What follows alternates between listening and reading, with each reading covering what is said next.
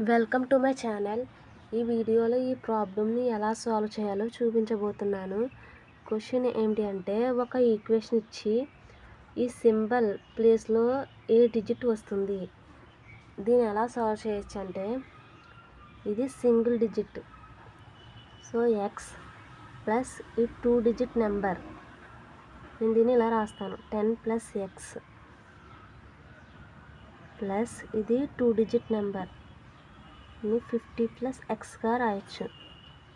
ఇది కూడా 2 digit number, 10x plus X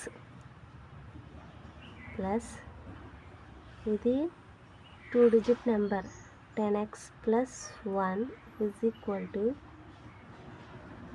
ఇది 3 digit number, 100 plus 10x plus X. దీన్ని సింప్లిఫై చేయాలి. సింప్లిఫై చేస్తే x2 2x 3x 4x plus 24x plus 10 plus 50 plus 1 61 is equal to 100 plus 11x.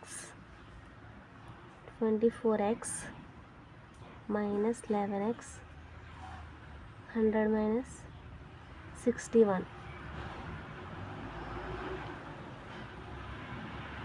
13x is equal to 39x is equal to 3. Option B అనేది answer అవుతుంది. లేదా వేరే మెథడ్లో అయితే మీరు ఆప్షన్స్ పెట్టి చెక్ చేయొచ్చు. 3 ఉంది కదండి,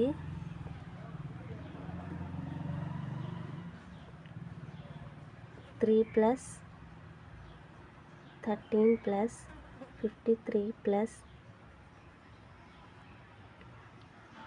33 ప్లస్ 31 ఈజ్ ఈక్వల్ టు 133.